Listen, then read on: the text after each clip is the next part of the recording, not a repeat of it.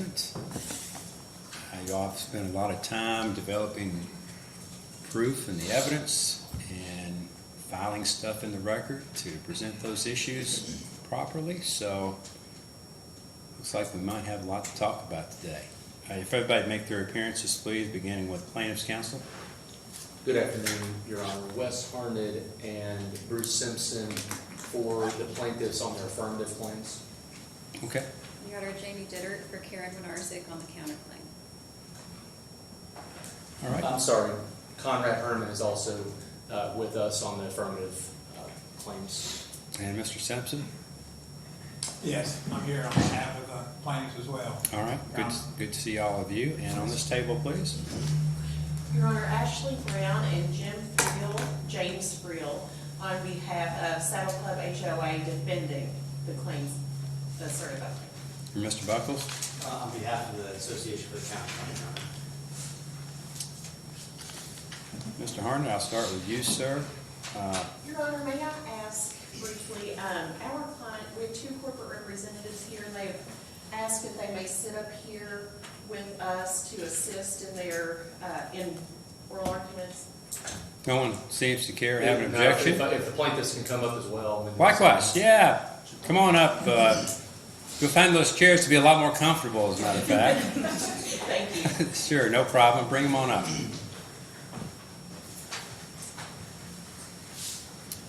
And Mr. Harnett, why don't you introduce to me, for the record, who you have with you there? Yes, Your Honor. Karen Winarzik and Davy Jones. Okay, hello to both of you. And Ms. Brown? Yes, Judge, we have Scarlett Devine and Edie Dabney. Okay. Your Honor, I thought as a point of order that to raise, I might suggest that we start with the affirmative claims, and then a lot of this, most of this stuff overlaps quite a bit. However, I think in terms of legal issues, they're somewhat distinct. And so unless somebody has strong objection or thoughts otherwise, I thought we might try to focus on the affirmative claims, and then I would, because different arguments are being made. Ms. Dittert will be arguing the issues on her motion. Sure. However the court pleases us to proceed. Sounds as good as anywhere else to Okay. start. So All right. lead us off, sir. You need the screen, I take it, for your I do, presentation? yes, Your Honor. Okay.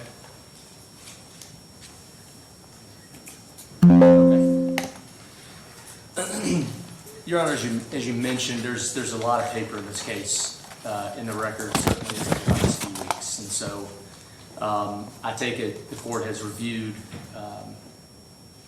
most, if not all, of those filings. I'm going to try to Oh, yeah. In fact, my staff attorney and I have been upstairs for the last hour and a half, having a very thorough discussion about this case, trying to make sure that we're identifying what the issues are and everybody's position. So and take there's it away. And there's a lot of them. There's a lot of it. And of course, you know, from my perspective, I'm just looking for a simplification here as to my understanding, big picture wise. What are we dealing with today? And hopefully you'll help me see that, right? I'm hopeful that I can, Your Honor, and in fact, that's where I wanted to start before All right. I dive deep into the affirmative claims. By the way, is anybody expecting someone to appear by Zoom today? I don't have the Zoom up and going. We're good to go? We're not. All right, go ahead, sir. Your Honor, there are three from our perspective, or at least on the affirmative claims. There are three subheadings of issues in this case. One's the fence. The second's the detention basin issues, and that gets into the counterclaims a bit. That's where probably the most overlap is. And then there's the policies, and another way to look at that is the authority of the HOA to enact these policies and act in the manner it did. There's crossover there. The detention basin maintenance policy is one of those policies, and it's, Your Honor, I submit for several reasons that we'll talk about. It's unenforceable. It's unenforceable also, and we'll get into it in a little bit, not only because of an authority issue, but also because it conflicts with the plat note. And we will, and I think it's self-evident if it conflicts with the plat note because it purports to add to a plat note. And so if it didn't conflict with the plat note or add something to it, why would we need to change the plat note? The plat note conflicting with the deed of restriction? The plat note conflicts with the detention basin maintenance policy. Okay. And that's the one, and I've got a slide up here that'll help us focus on the differences. Okay, go ahead. Okay. And so, in view of those three kind of subheadings of issues, though I wanted to kind of zoom out and talk about, this case presents, in my view, Your Honor, a few hard realities. With respect to the fence, the hard reality is that my clients are the only folks that own anything with respect to the fence. The HOA has not put a single shred of document or evidence in the record that would support that they own any part of the land or the fence that existed on it before it was destroyed.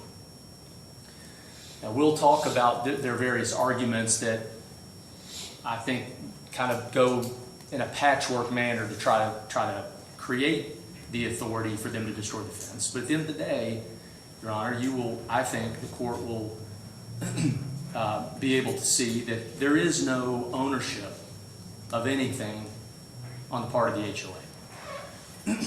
The other kind of hard reality that we have to, I think, has to be addressed here, Your Honor, is the deed of restrictions. It's a bit of an overused phrase, Your Honor, but they are what they are. And I think the law says we've got to view them as on their four corners, and we have to enforce what's written. And I bring that out at the forefront, Your Honor, because paragraph 34 of the DOR, I'll call them the DOR for short, is explicit in who has a right of enforcement. And it only talks about lot owners. Now, I think that gets me to the point of, Your Honor, of under our legal standard in Kentucky on something like this, I think we've got to keep to taking the undisputed facts and applying the law to them and put a blinder up to the results. I think the HOA has an intended result or a hopeful result, and we're trying to work to it. We've got to look, though, at the DOR and what they say. What they don't say is that the association has any enforcement right. They don't say that there's any succession of rights to the HOA in terms of enforcement or the policies we're talking about today. In stark contrast, and I've got a copy of it when we turn to this issue, excuse me, Your Honor, is the Colliver case. Is it cited by the HOA? The Colliver case is a clear example of exactly how you reference an HOA, you provide for succession to the HOA after X number of lots or X percentage of lots are developed, and how you express an intent. You correctly and clearly express an intent for the HOA to have rights and enforcement and otherwise on behalf of the HOA and particularly with respect to restrictive covenants. And so as we work through this, Your Honor, I think I believe it will become clear that when you look at who has enforcement rights here and what the deed of restrictions say, most of these policies go well beyond the scope of the DOR. And from a sheer authority perspective, the HOA has none, and certainly doesn't have the authority to create and enforce the policies they created and enforced in this case. And there's a sliding scale in this case of those policies. It goes all the way from the harassment policy that really has no basis in any document you can point to. It's just a whim of a particular panel of the HOA board in that given moment to try to control dissent and people expressing displeasure with certain things in the neighborhood. And it goes all the way down to, Your Honor, something like the street parking fine policy, which, yes, there is a DOR provision that talks about street parking. One of the problems with that, Your Honor, is a public street. It's going to be, I think they'd have ultimate issues trying to enforce parking on public streets. But also, Your Honor, talks about a daily fine. And it talks about the ability of the HOA to put a lien against someone's property for violating their policy, for violating the policy and the DOR provision. And it's a serious thing. I mean, I imagine the court sees all the time people's houses coming up for judicial sale for something that they've done to violate a restrictive covenant or not paying an assessment or things like that. That has dire consequences when we start talking about assessing liens against people's properties. And they have no authority to do that either, Your Honor. But I want to then start back at the top and go through those three subheadings of issues, at least from the perspective of the plaintiff's motion. Now, if that were true, and let's say the fence was still up, and it was in a state of bad repair, and your client was looking at maybe spending $15,000 to upkeep the fence, you're telling me she wouldn't have anybody to turn to and say, hey, you got an obligation, HOA, to fix this fence and paint it, straighten it up, or since there was an obligation supposedly here. I understand the court's question. This has been a winding road through several different forums, Yeah. Your Honor. And at the outset, there was a conditional zoning restriction on this property. And someone would have the obligation to maintain that fence. The HOA, and I think it's pretty clear that the HOA assumed that obligation on behalf of property owners over time. But if the HOA at some point had put up their hands and said, we're not doing it anymore, I know the court has seen the notice of violation letter from the city. That notice of violation letter would have then gone to the property owner, because ultimately someone, it would have fallen, I think, from a code enforcement issue, or a zoning enforcement issue. It would have fallen, if not on the HOA who got the letter in the first place, to the property owner. As it's played out, and they went to the planning commission as an after-the-fact remedy, that often gets lost in the argument here. It wasn't that they got out in front of it. They went after the fence was already down, and they asked to have that ordinance, that conditional zoning restriction changed. Was your client in this case advised in advance that the fence was coming down? They were, and they objected. Okay, how did they object? They show up at a homeowner association meeting, or just send a letter saying that, or an email or something like that? They voiced objection on multiple occasions. I think at least Ms. Winarsic at multiple meetings. Okay. Mr. Jones, I think, through the positions he took at the time, if he was on the board at that time. And I don't think there'd be much dispute that their ultimate goal was not to have the fence come down. Forces worked against at least Mr. Jones on the board, and that became an unachievable objective. So notwithstanding some of the deficiencies you're citing here, maybe in the governing documents here, the fence nonetheless was on your client's property, and your client had the ultimate say on whether or not it came down. Yes, Your Honor. My clients had the property right on the fence. Right. It was an improvement to real property, and that's actually a good segue, I think, into the first slide. Uncontroverted. We've got a survey in this case. Now, there was some back and forth of deposition about where this, whether this was accurate or whatever. We're the only folks that went and got a survey in this case. And this shows the fence within the back property boundary of both of these properties. It's on their land. There's been some back and forth again over whether or not the fence is an improvement. Your Honor, if I buy a farm, I don't need a bill of sale for my fence that runs the perimeter. It's an improvement on a farm. We cited a case. It was in a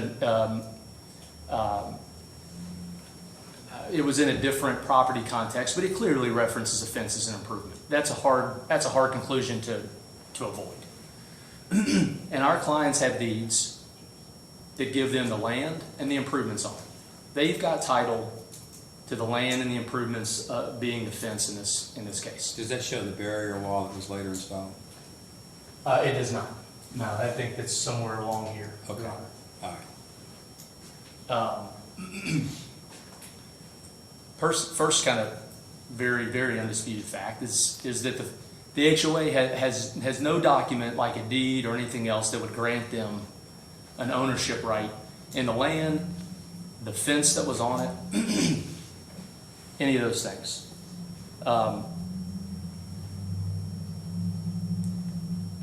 That gets us then, I think, to the HOA's arguments, and each of which fail, and I'll explain why in a moment.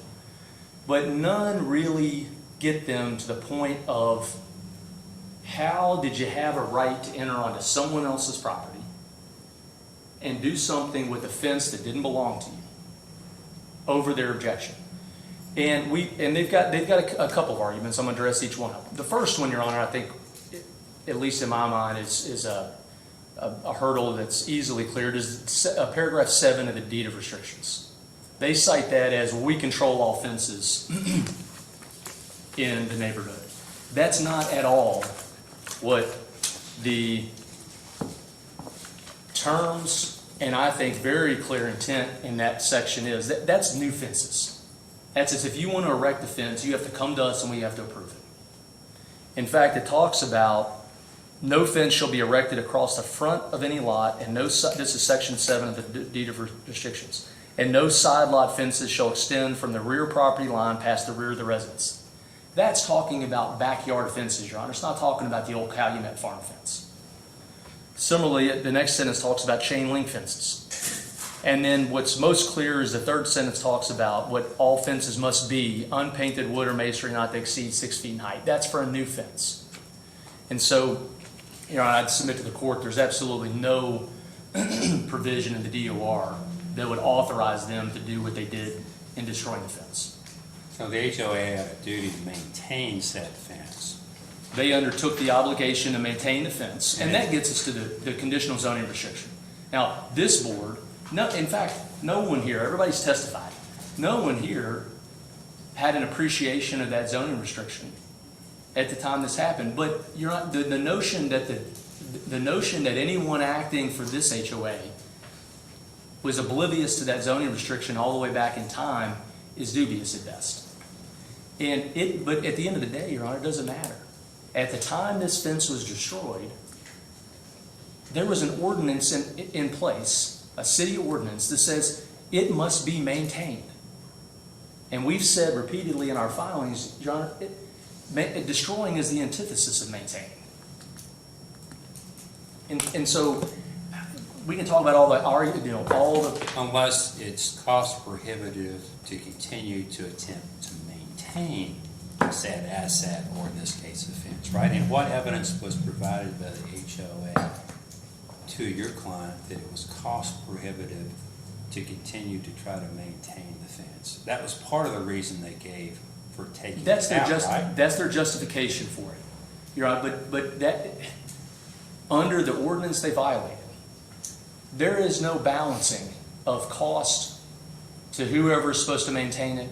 And by the way, the conditional zoning restriction doesn't name the HOA. The HOA wants to say we've got a right under the conditional zoning restriction and the plats, which we'll get to in a second.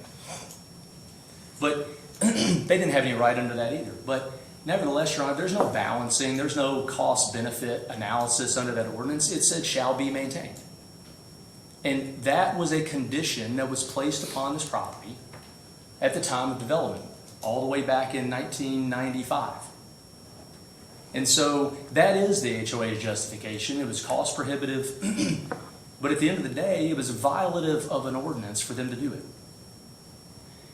Now, that's the, if we fall all the way back, why under the standard for trespass, unintentional entry onto someone's property, damaging their property without any privilege to do it. Okay? If you work through every one of their arguments about why they had the right to do this and that this easement without any stitch of wording anywhere gave them a right to do this or that, when you fall all the way back, Your Honor, it was a violation of the conditional zoning restriction for them to do it.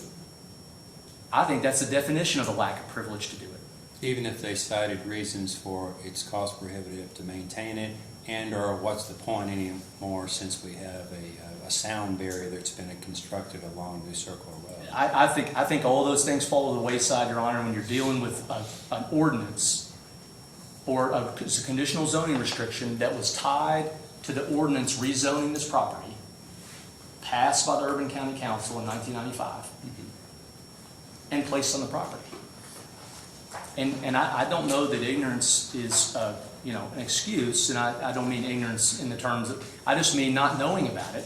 At the end of the day, Your Honor, it violated an ordinance. They got a notice of violation, and that notice of violation says, whoever, it was sent to the HOA, because the evidence was clear at that point, I think, to the zoning enforcement, the code enforcement people, that the HOA had destroyed the fence. And so they got the letter. And it's clear it was a violation of that ordinance. Mr. Harnett, why don't you talk to me a little bit about this, the stormwater easement issue? I'm curious about that, sir, and explain that one to me as well, Okay. sir. So, in order to get there, I'm going to kind of speed through some of these slides. Okay. I don't mean to today. These are two plat notes that bear on even the detention basin issue. It also bears on some of the counter arguments they've made on the fence, and I'll speak through those if I may, Your Honor. Yes, sir. Plat Note 5 says individual lot owners are responsible for maintaining drainage and other easements not in HOA areas. This plat note, the last part of that plat note, I think is significant because it helps guide a person trying to interpret the plat. HOA areas. Plat Note 10, common areas are to be maintained by homeowners association, i.e. HOA areas. This is Ms. Winarsik's plat. Mr. Jones is functionally the same along New Circle Road on his portion of the property. Okay? And this is kind of taken from our motion. And I've highlighted these things, Your Honor. Here's an HOA area. Here's an HOA area.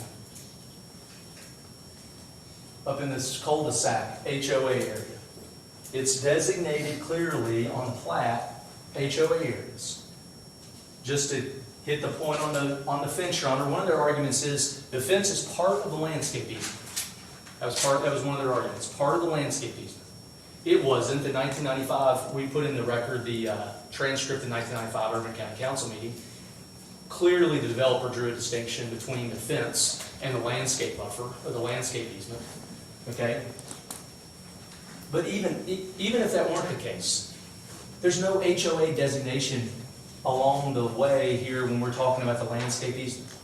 This didn't give them any right to be in the landscape easement. They want to point to, and we'll get to it in a second, I've blown these up, no reference to the HOA. There's the HOA references. They focus on this designation of HOA. And Your Honor, where that is right here. Okay? This is the storm. There's two terms that we define, at least in our papers. The stormwater easement area and the larger detention basin area. Mm-hmm. Okay? They cite this HOA designation here as giving, hey, that singular reference gives us the right to the easement rights. Your Honor, if you go to the city's emails, and we'll get to them in a minute,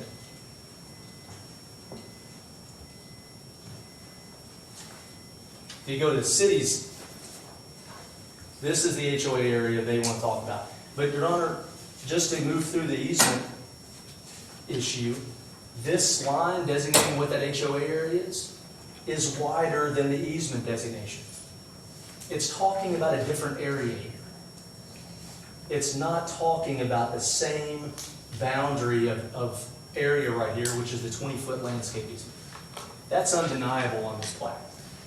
And I think tells any reasonable person trying to interpret this that this HOA designation is something else. It's not talking about the landscape easement. Another one of their arguments, just to move quickly, is there's another plat over on Valley Road that talks about a 20-foot HOA utility easement and landscape easement. And they say, aha, see, this 20 foot, this is us. So back on New Circle Road, that's us. It's not, Your Honor. The purpose of this plat was to add an entrance sign easement to lots 1 and 43 along Valley Road. That's why there's an HOA easement here, okay? But even more, it's a better example. It's a better example of why along New Circle Road, this reference to 20-foot landscape easement without any mention of the HOA tells you that it's not an HOA easement. Now we get to the detention basin area you wanted me to address, Your Honor. This is the detention basin maintenance requirements plat note. It appears on Ms. Winarsik's plat, which is the platted issue when we're talking about what's going on in this detention basin area. This is what I talked about. We'll see the difference. This is the detention basin maintenance policy. Verbatim,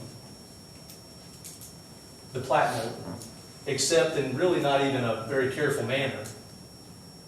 They added, including landscape rocks, mats, and any other materials deemed necessary to mitigate erosion.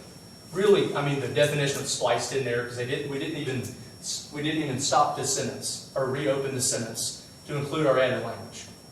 They added this provision, and I don't think it takes a stretch of imagination. They added this provision because they added landscaping, rocks, and mats in that area.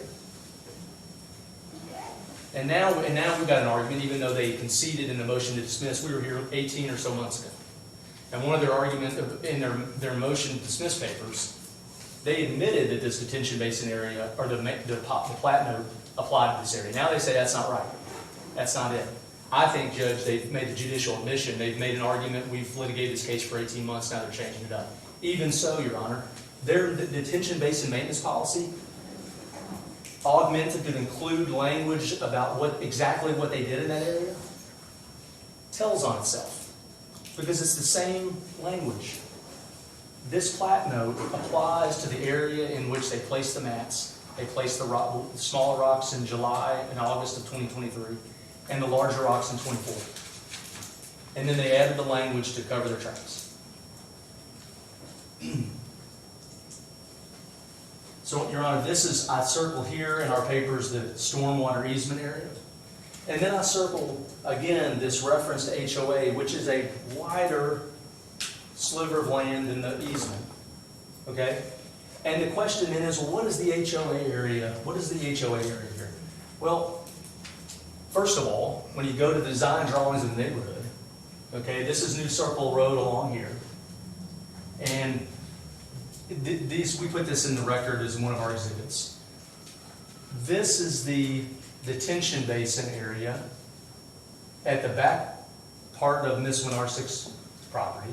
This is grading to help keep manage water from coming up over the sidewalk, and we overlaid here, right? That's this area. This is the stormwater easement, but more broadly, that's the HOA. It's the detention basin. Where's the sidewalk? The sidewalk is right here. Okay, That's the sidewalk. got it. Comes right over here. And so, as you'll see some pictures in a minute, right? There's grading. It's designed. It's a stormwater control design.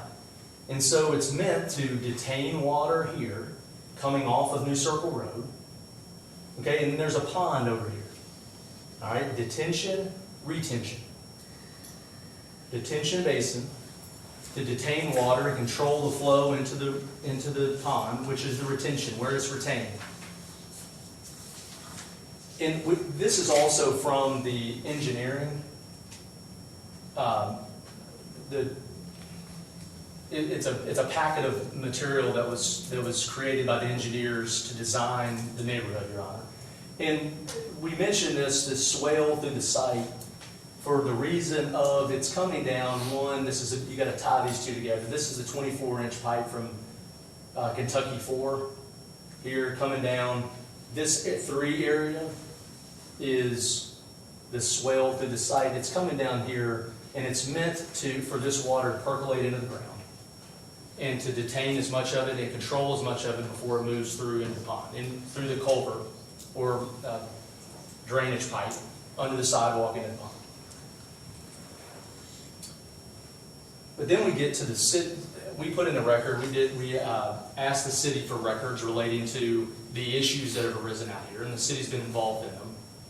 And the city, in internal correspondence between the Division of Water Quality and the Division of Engineering, they traded these diagrams with each other. And they said, this is the detention basin area. And then, in addition to this, they highlighted, this is their highlight.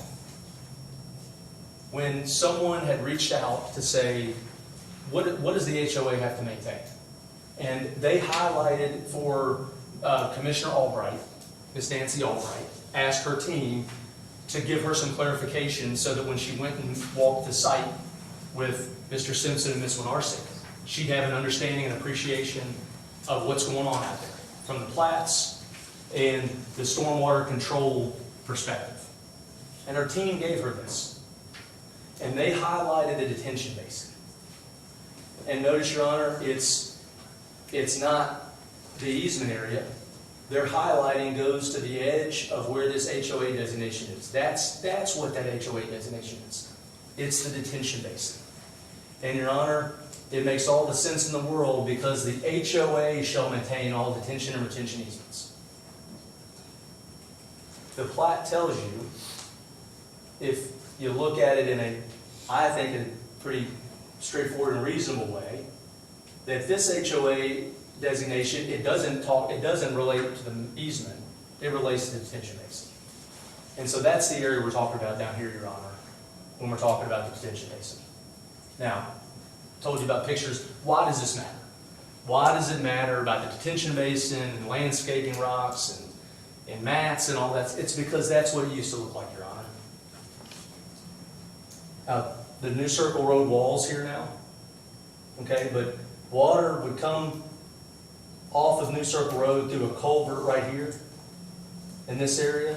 It would be detained here, and it would continue on into the pond. You can see the pond here, and there's a sidewalk that runs underneath. And this is how it appears now. And I think more concerning than the trash, which is very unsightly, and I'm not really sure why anybody would want to have that as part of their walking path around the pond, is the sediment, Your Honor. It is trapping and causing the washout to come up over the rocks and create this environment down here, which is a stark contrast from what it was and what it was designed to be. This, Your Honor, shows the washout. When the sediment can't percolate down and is trapped by the mats, it gets washed out. There's no grassy swale, no area here as it was originally intended. And another picture of the sediment that's trapped and having to spread out because it doesn't have its natural course or flow that it was meant to have. And this is, again, depicting the same area on the other side, but trash everywhere. And the trash is a second point, Your Honor, of what they have to do down here. We believe it's pretty apparent that they can't put the landscaping mats and rocks down there, but they also have to maintain. They also have to pick up the trash. Now, their view is, well, there's 15 feet down there, and that's all we got to do. Well, Your Honor, the only reason trash is getting out here is because this is a detention basin. Water is kind of like gravity. It's kind of undefeated when it tries to go where it wants to go. And you can't, no matter what HOA policy you create, you can't keep water within a 15-foot channel. So you're contending they're violating their own policy right now by not properly maintaining it, right? They're not only violating the policy, they're violating the plat note. Okay. Their policy is based on the plat note. It augments it in their favor. If you're right, what's the remedy? They need to clean it. They've got to maintain it. They've got to have a very, I'd say periodic, they need to have a regular schedule of people down there picking it up. Because again, you can't be myopic and say, well, we're only cleaning this 15 feet.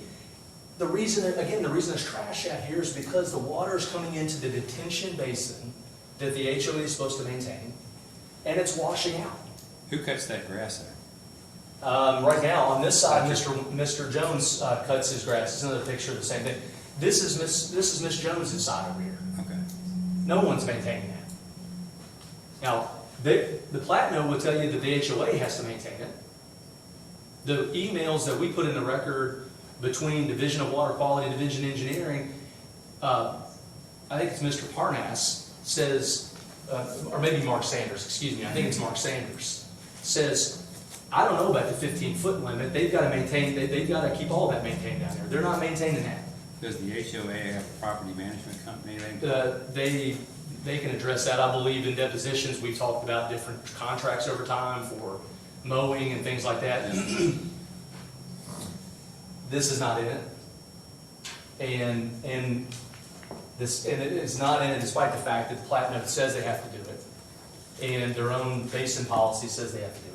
This is, I believe this is Mr. Jones's side at times when it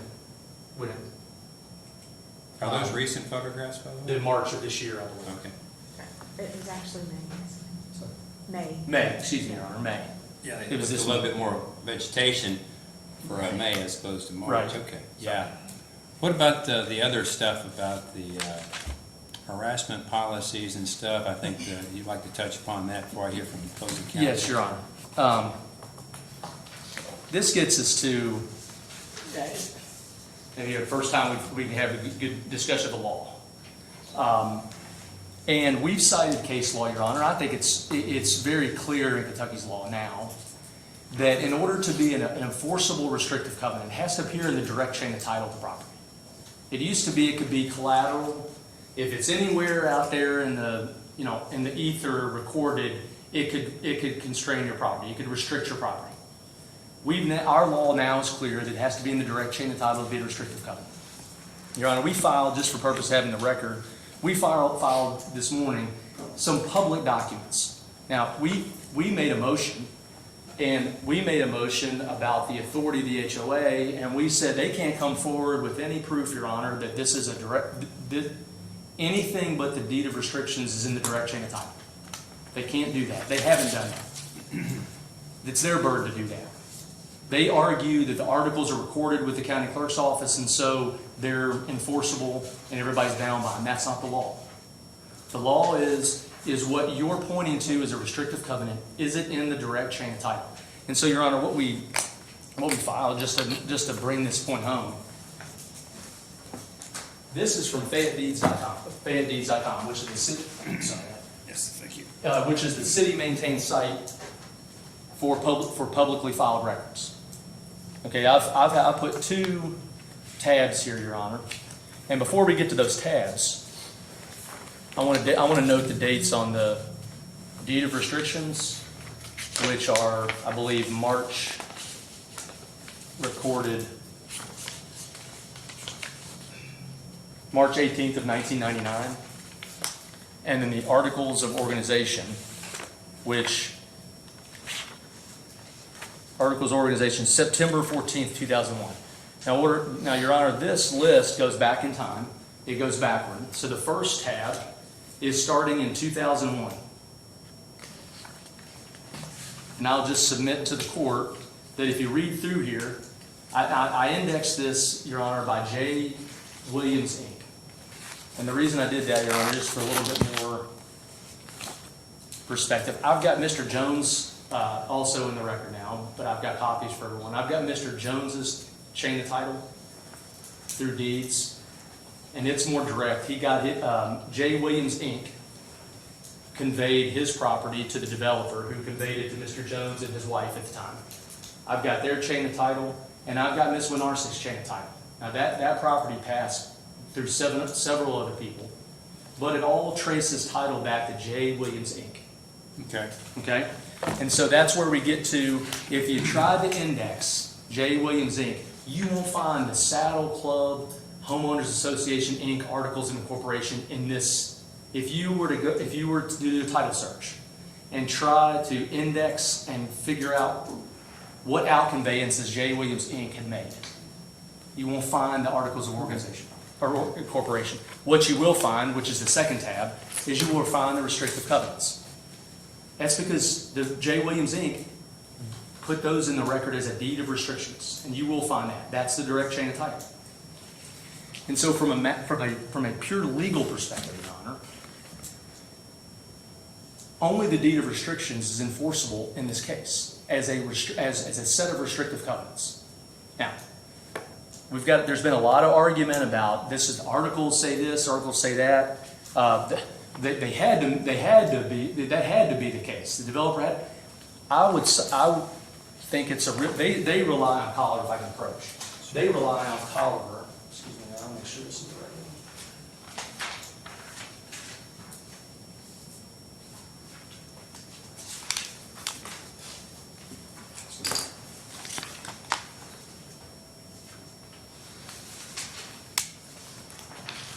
I'll give you that. This is the second or third page of Colliver. They rely upon Colliver, Your Honor. I think Colliver, sorry, Your Honor, here you go. I had your copy right here. I just marked it for you. Here.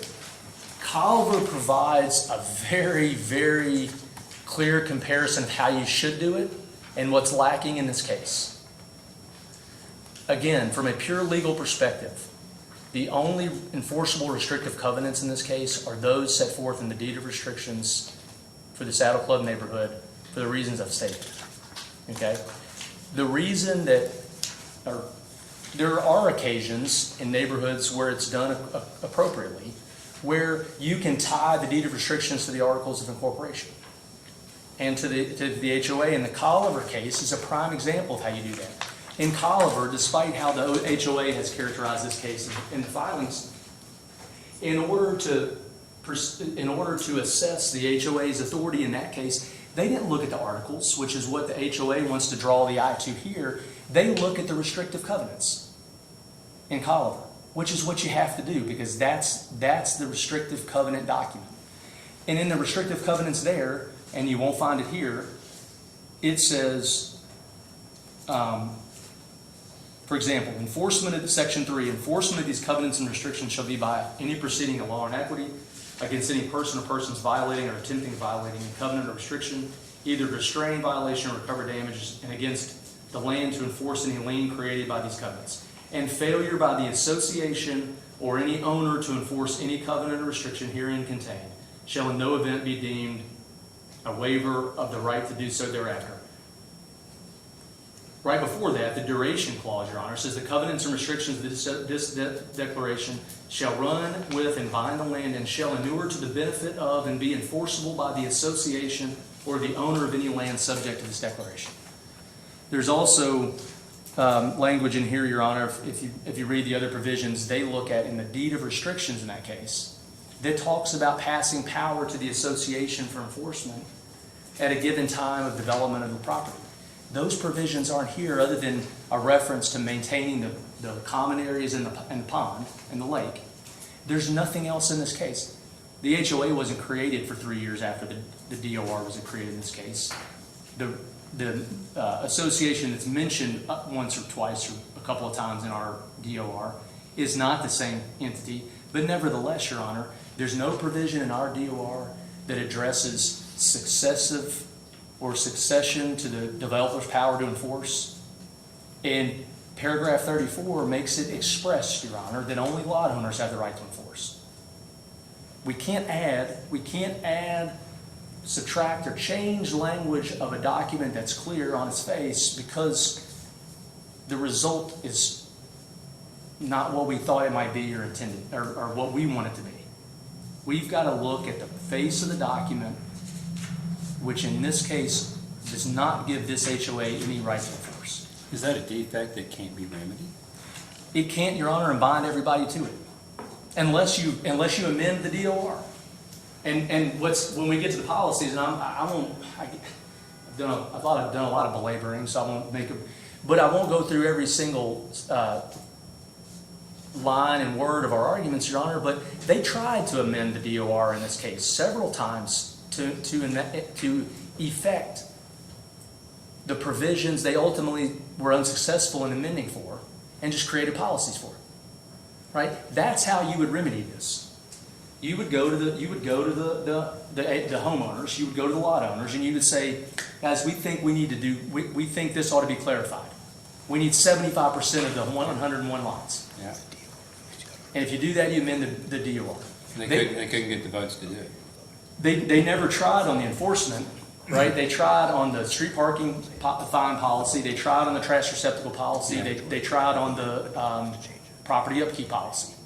They failed on those, and so when they failed to get the requisite votes, they turned around and just made up policies. If I may, I'll ask you one last question before I hear from Ms. Brown. Mr. Harney, I think you're right, and I don't know, I haven't made that decision yet, but if I think you and your client are right about the fence issue, what is the remedy?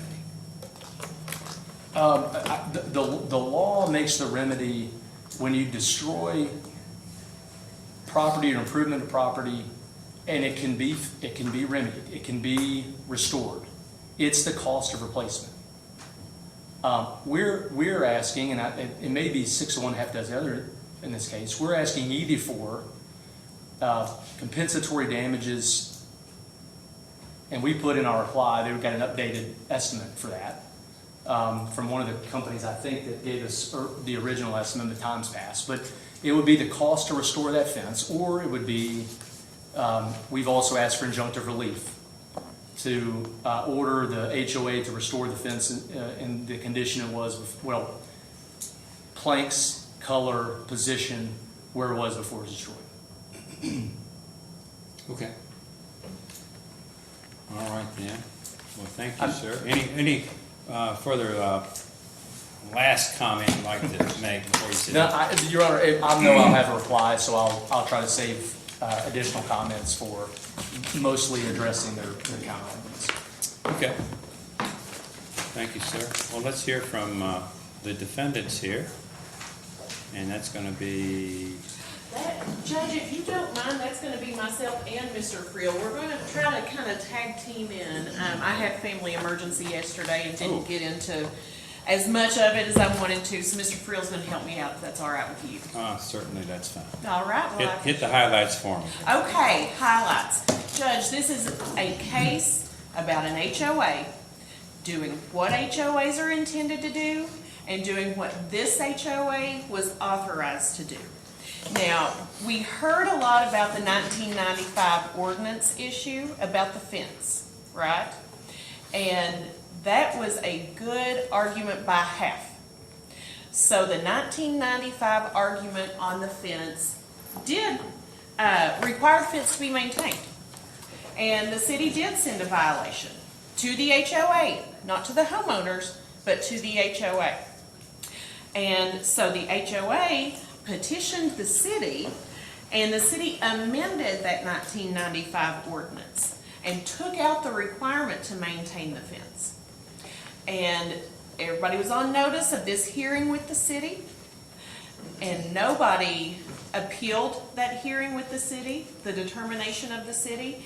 And importantly, under KRS 100.347, plaintiffs' only sort of mechanism of appealing that ordinance change was to appeal to the circuit court and to join the city as a party.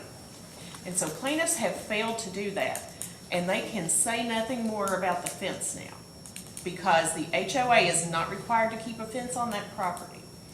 I want to also mention, Judge, that we saw some really pretty pictures from before New Circle was put up. And those pictures are not what the property would look like now anyway, because New Circle's been there. And so I want to make sure that we don't lose the forest for the trees here. What is that, like a 20-foot high barrier wall or something to put up over there? Yes. Mhm. And so that was going to look different regardless. We've now got different drainage. We've now got lots of different issues coming than we did when those pretty pictures were taken. So we've had a major change that has changed the way that the HOA had to start maintaining things within its easement. So the fence was within the area of the easement, and there's no dispute about that it's within the actual area. But was it on the plaintiff's property too? Yes, Okay. yes. It was on the plaintiff's property, and it was within the area of the HOA's easement. Okay. Mr. Jones was actually on the board when the HOA voted to remove the fence. And he actually voted to remove the majority of the fence. A majority of them. A majority of it, not his and not Miss Karen's, yeah. Okay. A majority of the fence. All right, so this fence is on plaintiff's property within the HOA's easement Why didn't they just leave the fence up and just let the individual landowners deal with it? because the HOA was required to maintain that area.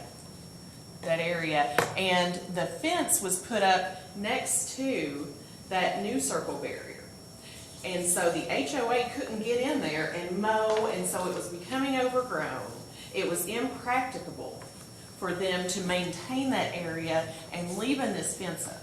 The white floorboarded fence is too close to the new barrier installed along the road. It got in the way of the homeowner association maintaining that area, such as mowing it, Exactly. and Which it was required to do. it does do that. It does Okay. do that. All right. Okay.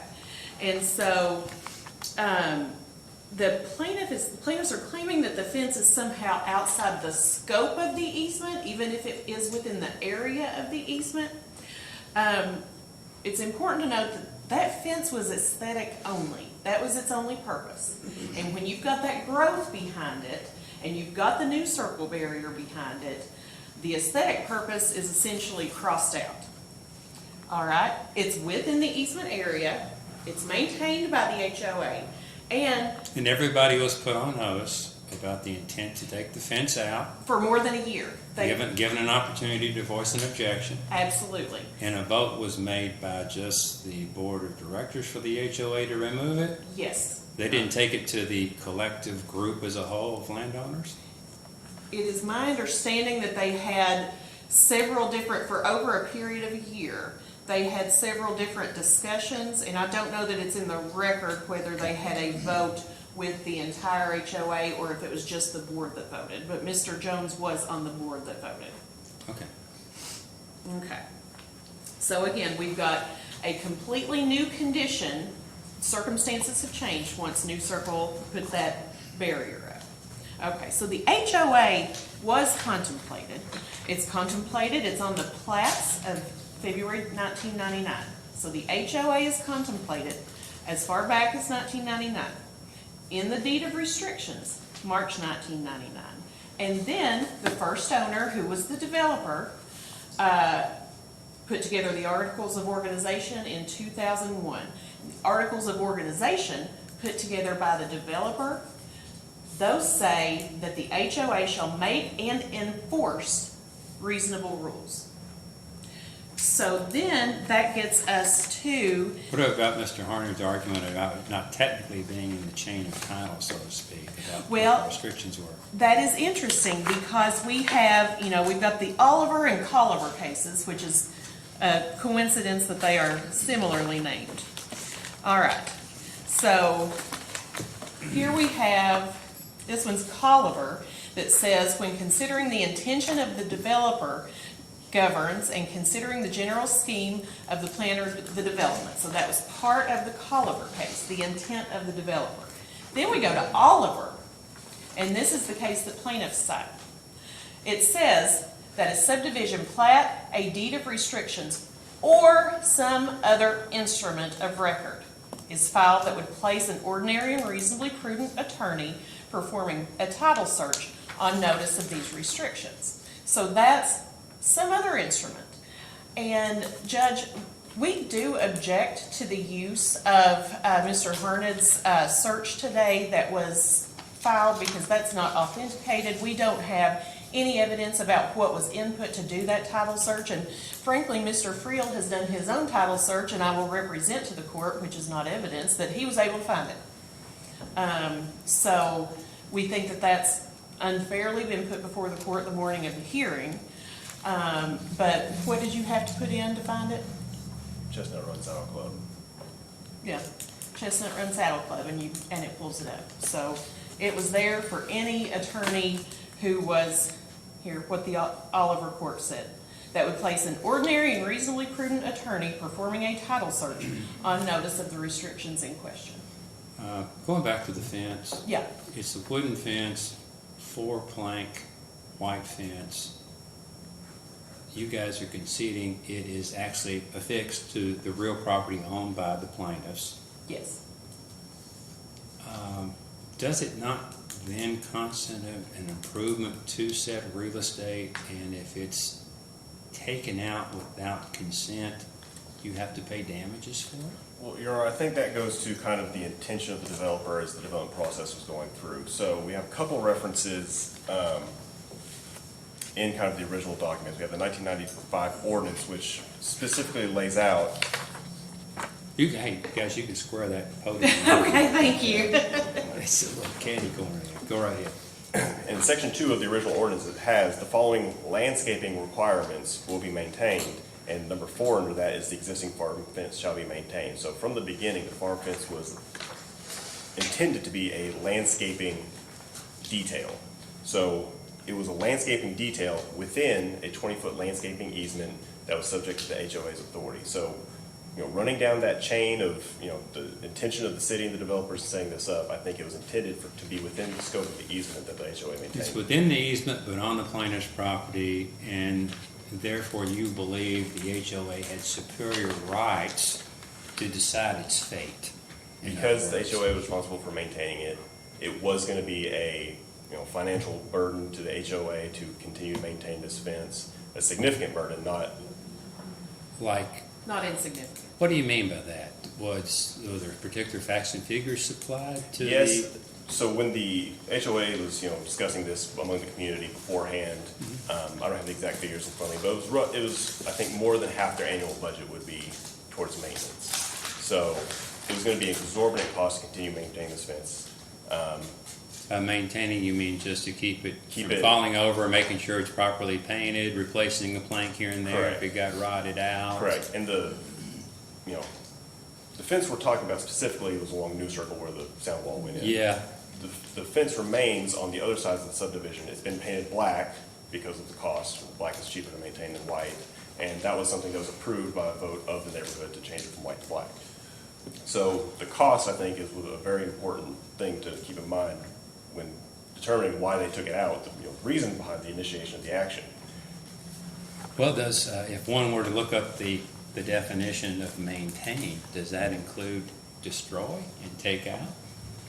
Well, I think, Your Honor, the maintain requirement was within the conditional zoning restriction.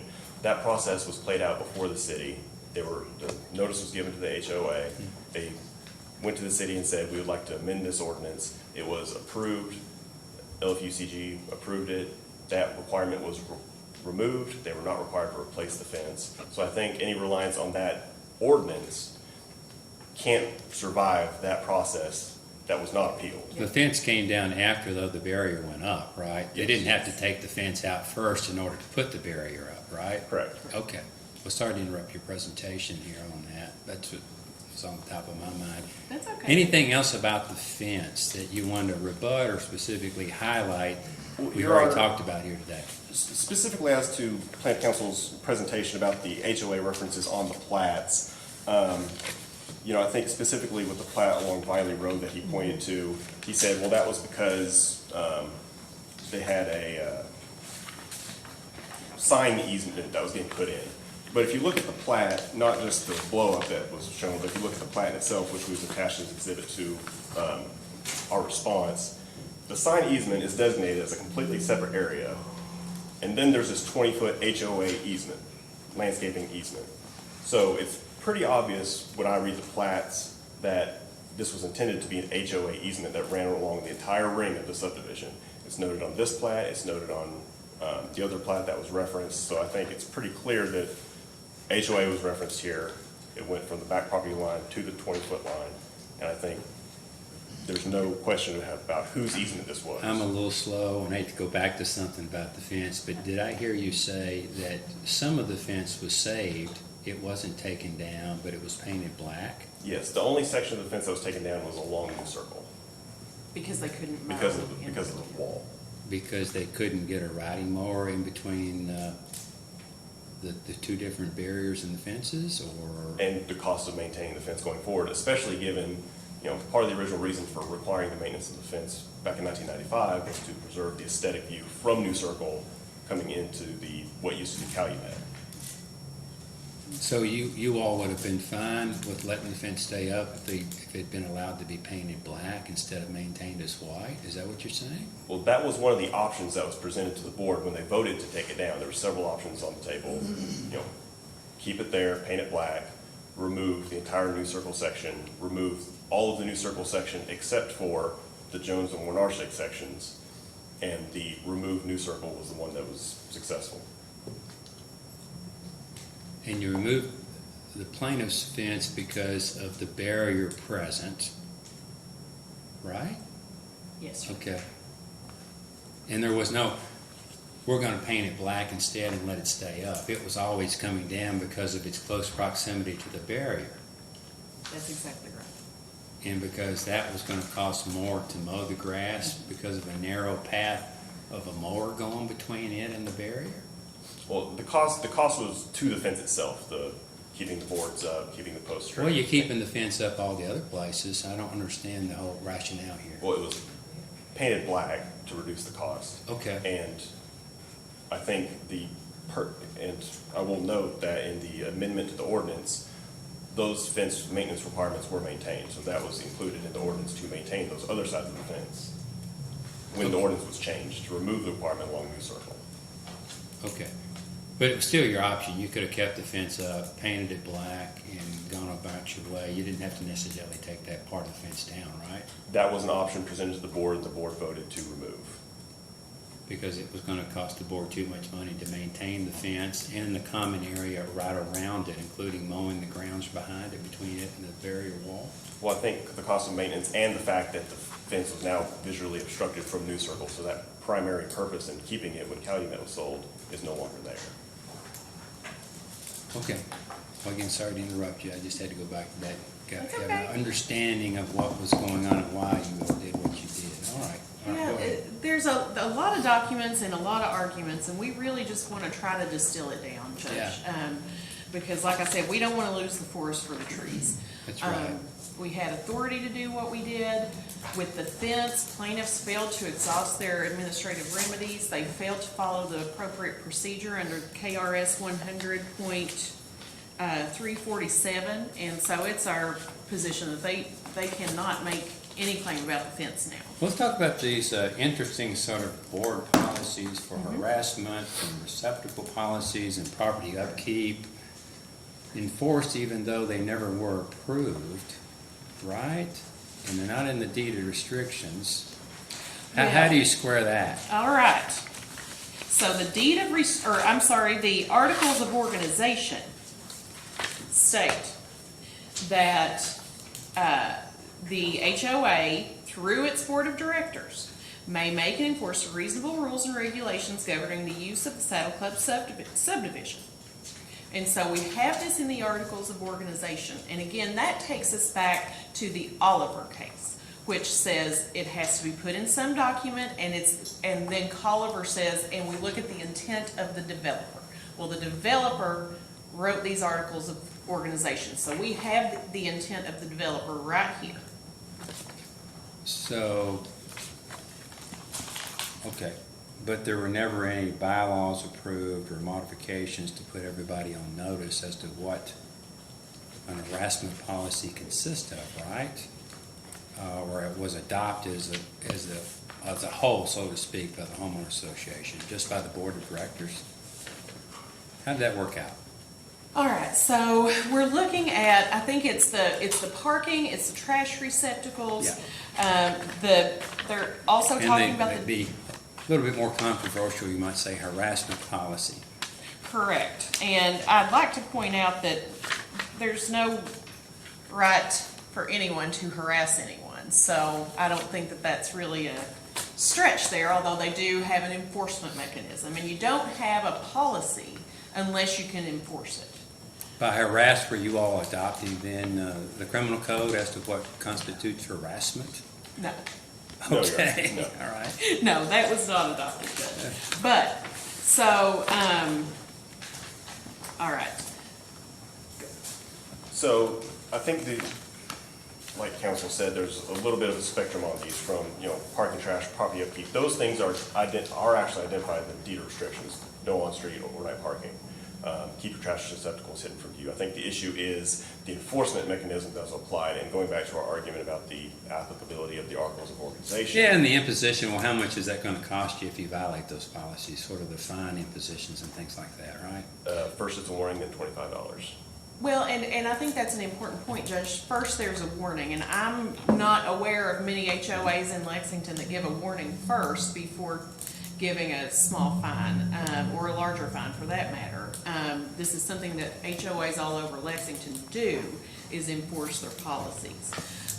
For Saddle Club subdivision and its policies like this that we're just now talking about, that's accessible and one can find that in the county clerk's office, or you have to go onto a website with Saddle Club maintains to see what it is and what, to put people on notice about what constitutes this violation and what happens and what the fine is. Where does one find that? Those are posted for, the HOA to access on a portal, electronic portal that's available to the HOA members.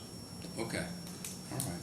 So But that's it, it's not filed in the county clerk's office as a No, particular policy that anybody doing a property search can find these record and see what they are. no, it would not be a recorded record. Okay, all right.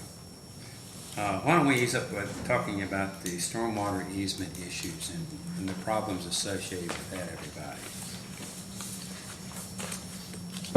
They seem to think that the job being done by the HOA, as shown in the pictures and the placement of the rocks and so forth, has been counterproductive and is not living up to what the duties and responsibilities of the HOA are. You obviously disagree with that. Why so? Well, Judge, again, we saw the pretty pictures from before New Circle had the sound wall. It was always going to be different. We've got different drainage, and there was something had to be done. We have maintained it. We have put rocks there. And of course, after a storm, you're going to have debris. That's a stormwater basin. After that, you're going to have debris, and at any given moment, if you're trying to capture a photo after a storm, you may find some type of debris or garbage. How often is that area inspected by the property management company hired by the HOA? Do we know? It's not, that area specifically is not part of a property management contract. Well, if you've got a duty to maintain it, then who does it fall upon to do occasional inspections of it, clean it up, address any more serious problems that might need to be addressed? That's usually handled by a subcommittee of the HOA, going out. I think it's happened at least a couple times in the last couple of years with people going out, picking up trash and cleaning up that area. Okay, but that's not necessarily within the job description or duties of a property management company that might be hired to oversee the common areas and upkeep of the property, right? Correct. And now, here's a point that we need to make about this detention basin. All right, so with the fence issue, plaintiffs are claiming we have to trace every single document. We want strict construction of the plats and the documents. And even though we believe that they have some of those wrong, with the detention basin, they want to almost expand the area that the HOA has to maintain, because the grassy area around the detention basin is not within that easement that the HOA is to maintain. That's on Ms. Werniak's property. Okay, so again, big picture. What ruling are you seeking from the court in this case on these various issues and claims presented?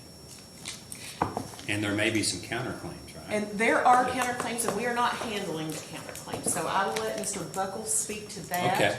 On the claims asserted, we would like to have those dismissed, Your Honor, Okay. and be able to move forward just as we have been. I think there's a couple more points to make on the drainage basin, though. Go right ahead then. Yeah. Your Honor, I think, like Ms. Brown said, the plat is very specific about the, location of this easement. It's a 15-foot stormwater easement that leads into the detention basin, which is the Saddle Club Pond. They pointed some engineering drawings and sketches from the 90s that they say, well, the easement should be this big. Well, that's not what they wrote on the plat. You know, they're very concerned with what the plat says on other issues, but not so much here. And I will point out, those, you know, engineering drawings and things are not of record with the county clerk. So anyone doing it, the most extensive title search you ever tried to do could not find those documents. So I think number one, you know, we need to make sure we understand that this is a 15-foot easement that goes into a larger area. The basin requirements that they point to on the plat, they've argued that in the motion to dismiss filed at the outset, there was a concession that this applied to the stormwater easement. Through discovery, we've made clear we don't agree with that. That was not a concession to be made at that point. But if you look at the language of it, it's a detention basin maintenance requirement note. There is a detention basin identified on the plat. That is the pond. This is identified on the plat as something specific other than that, a stormwater easement. So if you just read the plain language of the plat, the detention basin maintenance requirements wouldn't apply to a stormwater easement, just as they wouldn't apply to a common picnic area or some other easement that's dedicated to the HOA. So they're not one and the same. They're It different, is distinct things. identified as a different easement on the plat, stormwater versus detention. That's just the plain language of the plat. Okay. So let's go a step beyond that. Let's argue and say, okay, it does apply. The language of that note is inclusive in nature. Its primary anchor is to say, maintain it to keep free of safety and health hazards, including seeding, grass, and it goes on from there. So the inclusive language of that note isn't to the exclusion of other potential remedies of, you know, maintaining it as an effective stormwater device, which would include the mats and rock that were placed down. And we'll also note that LFUCG comes out to inspect the pond periodically, you know, to just check the water and things. They've seen the rock, they've observed it, they've not noted any objection or raised any concerns with how it would operate as a water control device. So to argue that because rock isn't specifically stated in the plat note, and therefore it can only ever be grass in that area, I think is a overly constrictive view of the note, which is using inclusive language and doesn't list every potential, you know, substrate that easement could use. Okay. All right. Well, very good. All right, then. Maybe I should hear from Mr. Buckles for just a moment or two and then come back to Mr. Harney for, you're going to clean up and end the day, Mr. Harney, okay? Well, I think that's, for lack of a better way to There's describe it, the they're gonna argue competing. against themselves. Okay, okay. But if I can just have a little cleanup. Yeah. Just, okay. Thank you, Your Honor. Your Honor, I want to start with, I want to clear up something, and we cite, I'm going to go back to the 1995 transcript from the Urban County Council hearing on development of this property. And this addresses the HOA's argument that the fence was, there's a difference, there's some fine distinction in this case about terminology. A difference between the fence being physically within the easement or being a part of the easement. Their argument is that the fence is an aesthetic thing, and therefore is part of the easement. It's not. And the way we talk about intent of the developer, Don Cutter represented the developer at the Urban County Council meeting in 1995. And we quoted his testimony to our Urban County Council, and he says, now we're required, this is page 3 of our motion, Your Honor, and we put in the record the transcript of that hearing. He says, now we're required by the ordinance to either install a privacy fence or a hedge or a berm, something of that nature to screen New Circle Road. He's talking about a landscape buffer. Screen New Circle Road from our development. It is our intention, this is critical, it is our intention to put a hedge there inside of the existing farm fence. That's his testimony. That existing farm fence would remain. We're going to have this 20-foot landscape buffer from the farm fence in, where we will have trees, we'll have the hedge, and we'll allow no privacy fences to intrude in this area. He draws a clear distinction between the old Calumet farm fence and this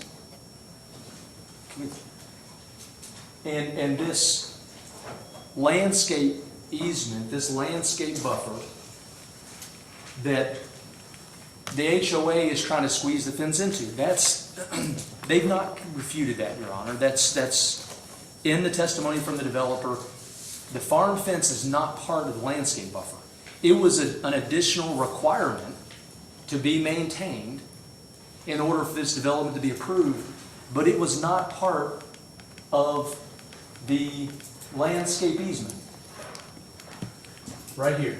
It wasn't part of this landscape easement. It was a separate requirement for the approval of development that old Calumet fence be maintained.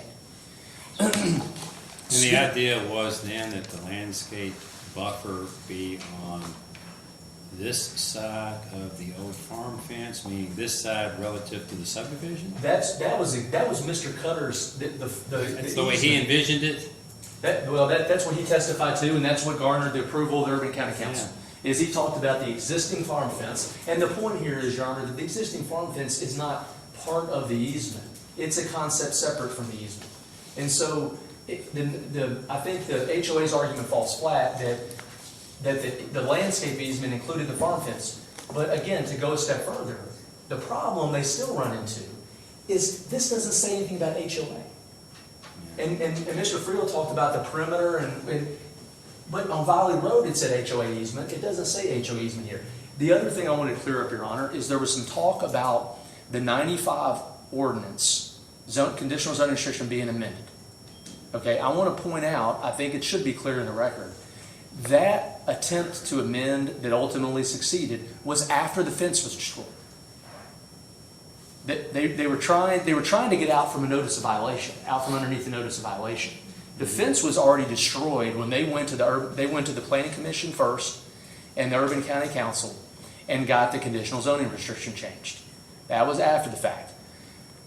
You know, Your Honor, I will respectfully and strongly disagree with the notion that KRS 100 forecloses this action in any respect. By the way, the HOA wasn't technically a party to that because just because you're an objector or you appear to hearing doesn't make you a party to any decision of the Planning Commission. But nevertheless, Your Honor, that was about an ordinance, a conditional zoning restriction. We're talking about property rights. Private property rights that were violated by the HOA destroying the fence. We're not foreclosed because there was no administrative appeal. Our administrative appeal would have been against the Planning Commission and the Urban County Council. We don't agree with what you did to change your ordinance. We would have to be taking an appeal against those folks, not against the HOA. So there's no foreclosure, so to speak, on our right to be in front of this court on private property rights on a claim that arose from them destroying the fence. That's your bottom line on the fence. The bottom It's line. Private real estate property rights of your client as to the fence, and absent her consent, the HOA had no right to destroy it or take it down. And I heard the argument made, the HOA was required to maintain the fence, so we took it down.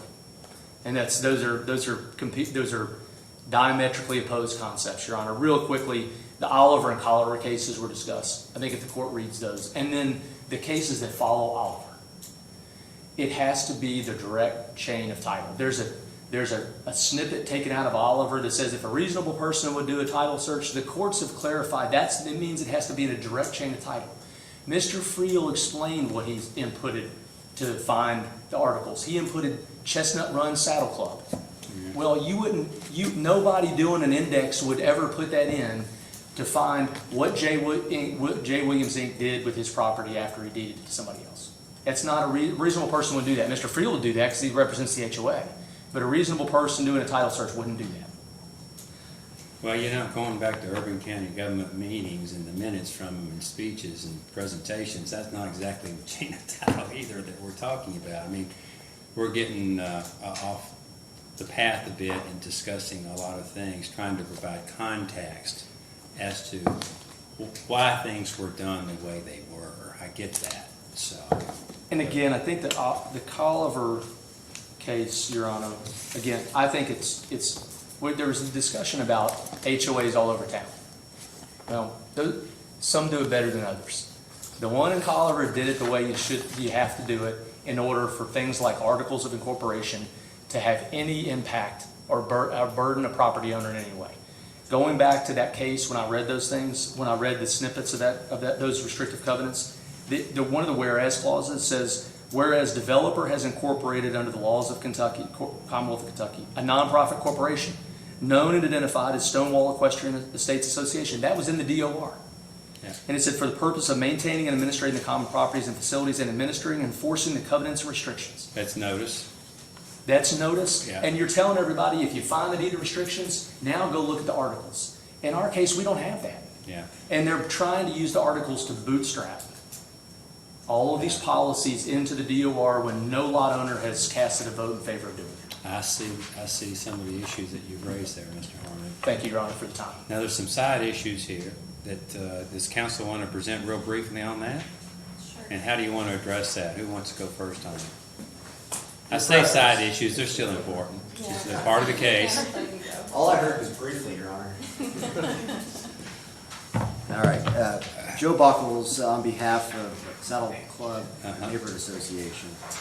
I will keep it big picture, just to, these two lovely ladies behind me have the good judgment to hire me, but they're not really the client. The client here is a political entity, Saddle Club Homeowners Association, and the status of the law is that Kentucky law defers to the operation of private entities.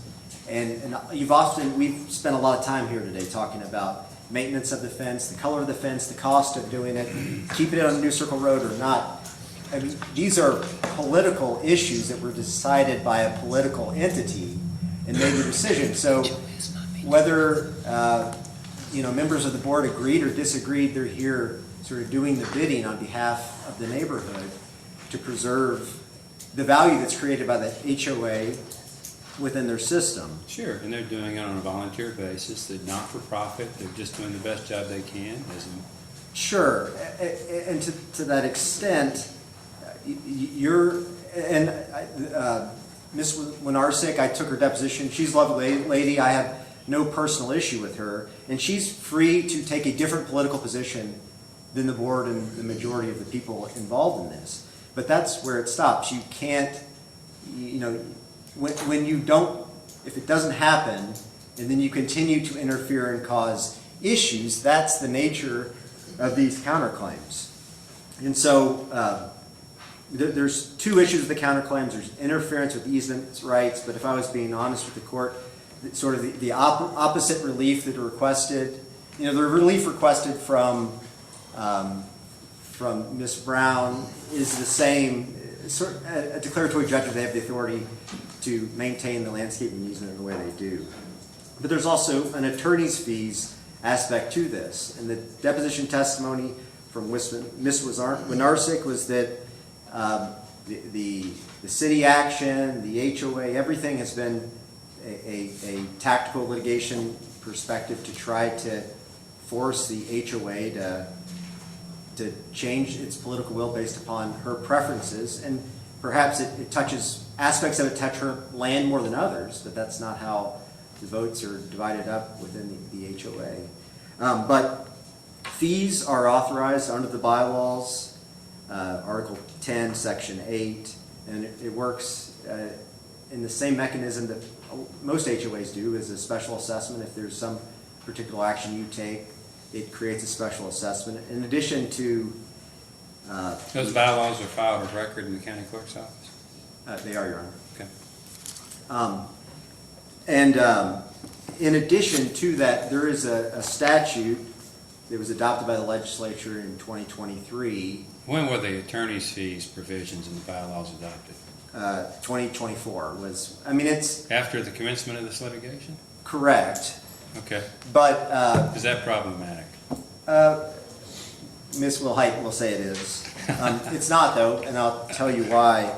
The statute provides, as long as the provisions of the statute don't invalidate a provision of the governing documents of an HOA according to KRS 381,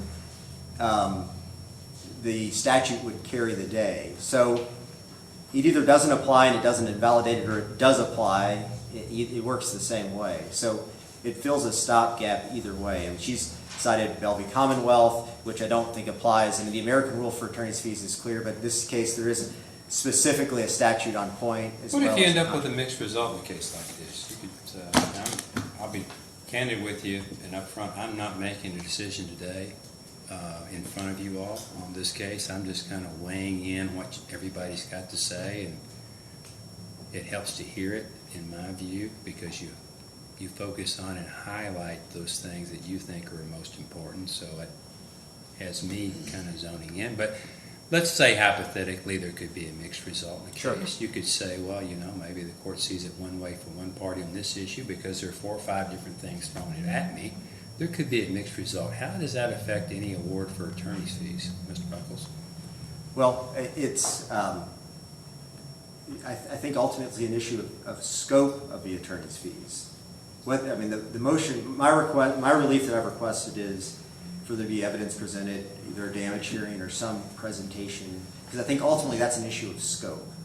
So if some portion of that is limited, I've kicked the can down the road. The real hard question, I believe, is the scope of the attorney's fees, but I don't believe attorney's fees or no attorney's fees. I believe that's an issue of law that my counterclaim is entitled to judgment as a matter of law. Okay, so the right to you're seeking, but you understand there could be a hearing down the road some point later as to determine the scope of and what an amount of an award would be, right? I think that's a more complicated issue than Yeah. scope. Yeah. Okay, very good, sir. All right, Thank thank you. you. Let's hear from Ms. Ditters. All right, Your Honor, Jamie Dittert, counsel for Karen Winarzik on the counterclaim. Basically, we've got 3 main arguments. The first, you've already heard quite a lot about. Did the HOA have the right to do what they say they could do, which is the basis of their interference claim against Ms. Winarzik? So they are saying, number 1, we can tear down the fence. Number 2, in the stormwater easement, we can place rocks and mats.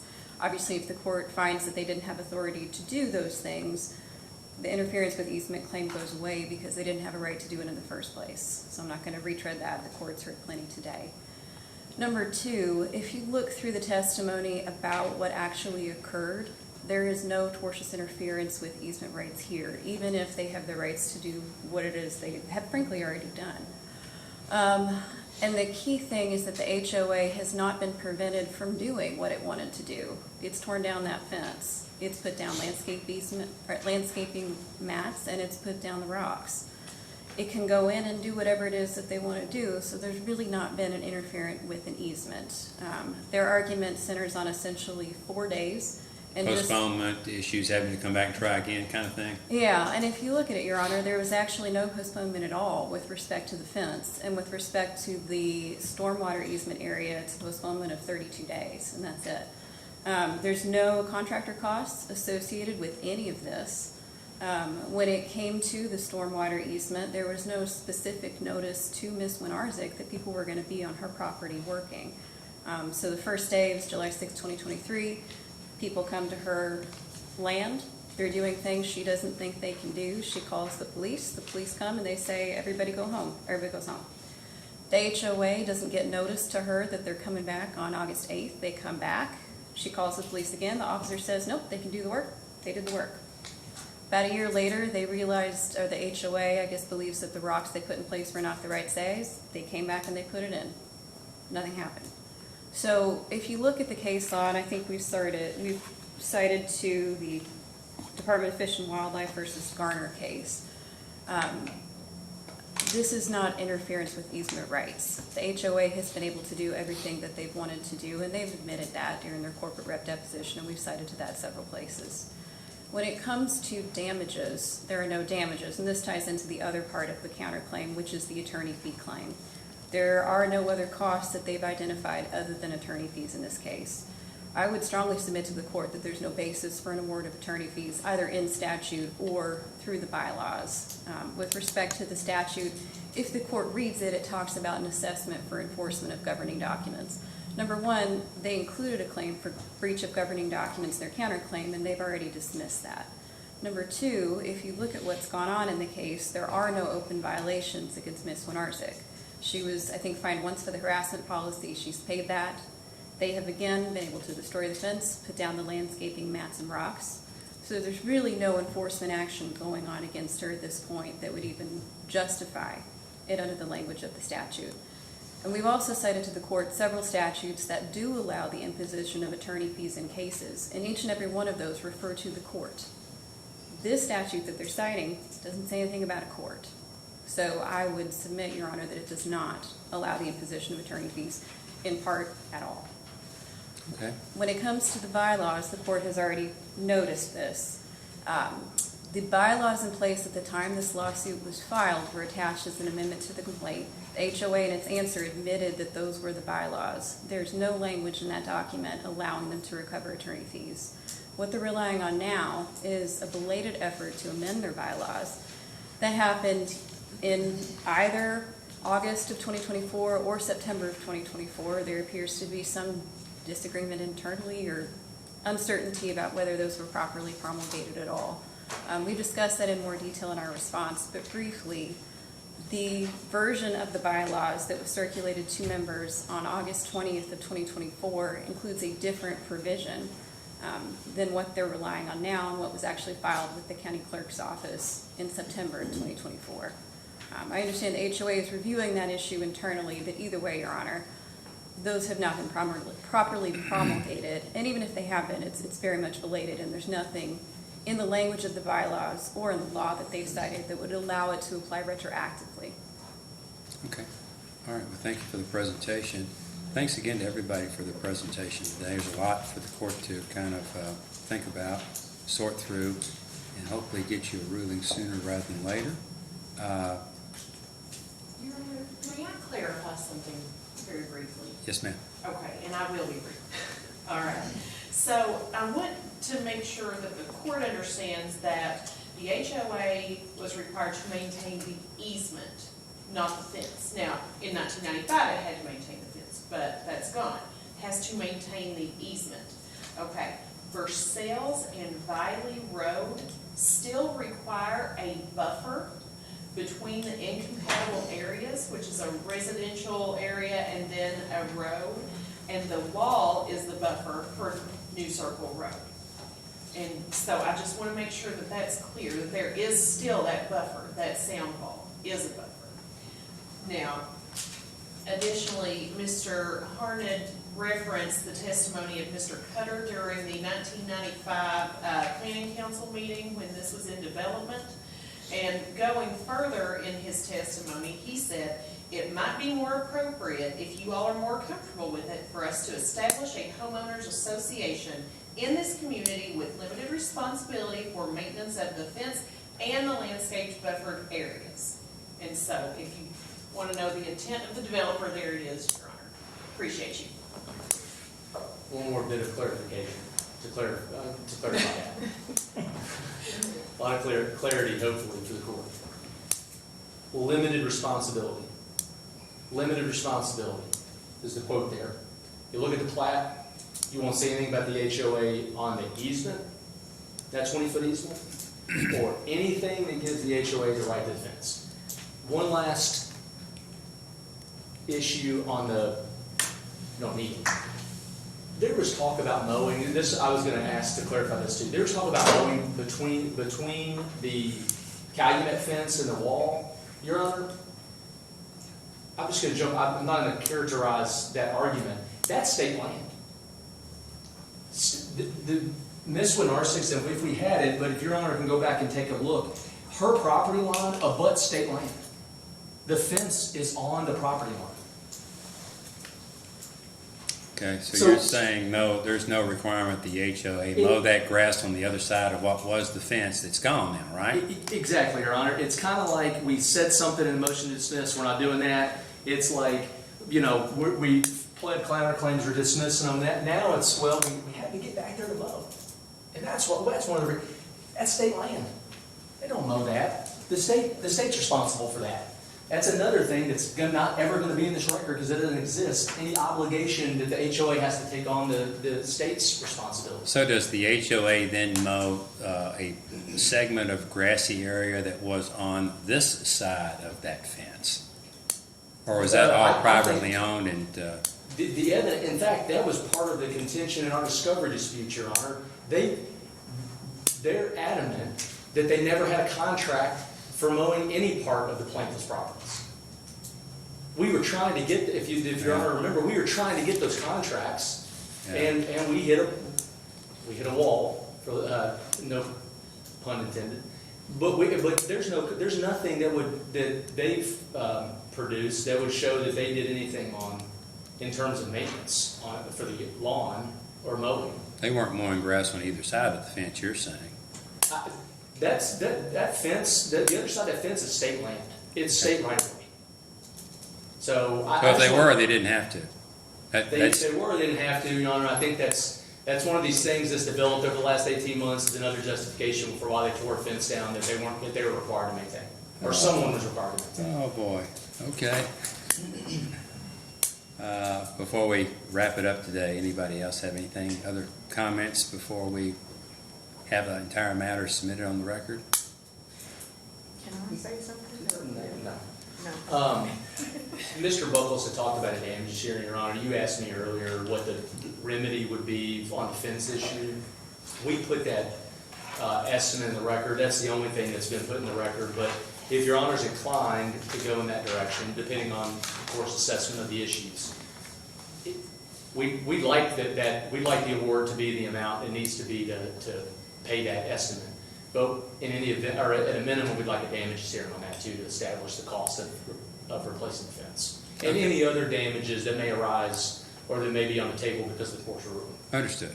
If the court goes in that direction and rules in your favor, I Correct, understand Your that, yes. Anything else? It's been a lengthy hearing. I appreciate it very much, and I believe that will wrap it up today. Everybody have a good rest of the day. I say this, most of the time when the court takes things under submission, I kind of put a self-imposed deadline on myself to get something done within 30 days. That may be ambitious in this case, because I'm going to have to take a dive into it, but that's the objective, because I know everyone's anxious for a ruling, and I'm anxious to give you a ruling. I just want to be a little bit more deliberate and make sure that what I do in terms of ruling is correct and supported and substantiated, and that whether you win or lose, you understand why the court made its ruling. So there's always the Court of Appeals to go to. And I've been wrong before, and I don't mind telling you that. But that's the way we're going to leave it today, everybody. Good to see you. Thank you, Your Honor.